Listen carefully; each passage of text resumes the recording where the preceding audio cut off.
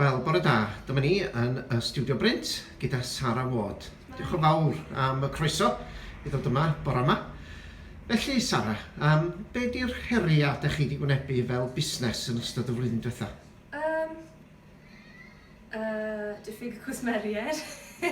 Ni'n licio rhedeg busnes sydd yn gyfeillgar, sydd yn dibynnu ar pobl ac yn bwrs off yn gilydd a jyst gwybod ble ti'n sefyll yn y gymuned a ble siŵr bod pawb yn iawn.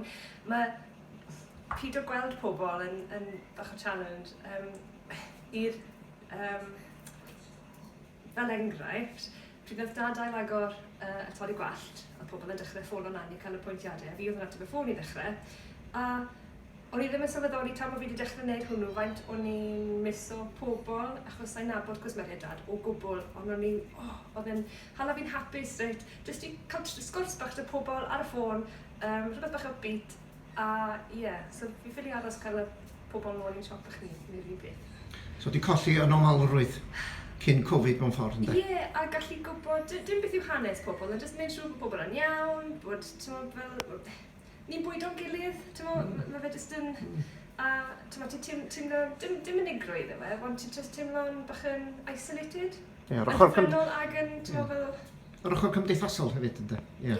Ie. So felly, gan feddwl am hynny, sut ydych chi wedi newid wedyn ag addasu efo'r math yna o newidiadau yn eich busnes ac yn eich bywyd felly? Ni wedi trial, gyda'r siop na, ni wedi trial agor 3 gwaith yr wythnos i casgliadau archebion ar-lein.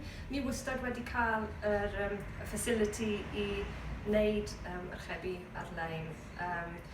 Ond dim lot o bobl wedi jwmpo draw, sach bod ni wedi trial annog bobl i wneud. Ond mae'r ffaith bod ni wedi bod yma 2 awr, 3 gwaith yr wythnos, jyst i cefnogi pobl na sydd yn cefnogi ni. Mae hwnna bach o flexibility, ni wedi goffod newid fel law, ond mae fe bach yn od gytre wedyn hala cymryd amser gyda plant ni.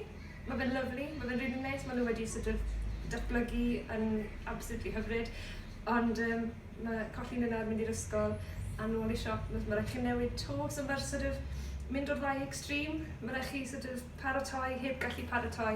Gath y cwbl cymryd wrtho ni mor gloi cyn Nadolig, a ni'n newid i paratoi am garthu Nadolig, a wedyn yn y flwyddyn newydd, ac o'n i 4 mis yn ddiweddarach. Y diwrnod cynta ni gallu ail-agor yn iawn, a so chi'n gallu paratoi am na, so mae'r ni wedi goffo bod yn bach yn resilient, really, yn feddyliol, ac yn, fel busnes. Ond we're okay.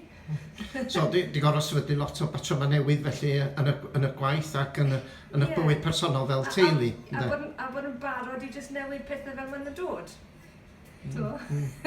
So felly, wrth i ddod ar sgwrs i ben, be fysa chi'n deud ydych chi wedi ddysgu felly yn ystod y cyfnod clo da ni wedi cael dros y 12 mis diwetha? Helpu bobl, a edrych ar ôl eich hunain. Mae fi ofyn y bad day, mae rhaid ti jyst gweithio dygau, yn lle gweithio yn erbyn e. A dathlu pethau bach, yn lle meddwl big ideas, a bod rhaid ni'n gallu cael ei stopo neu beth bynnag, just dathlu pob peth bach sy'n digwydd.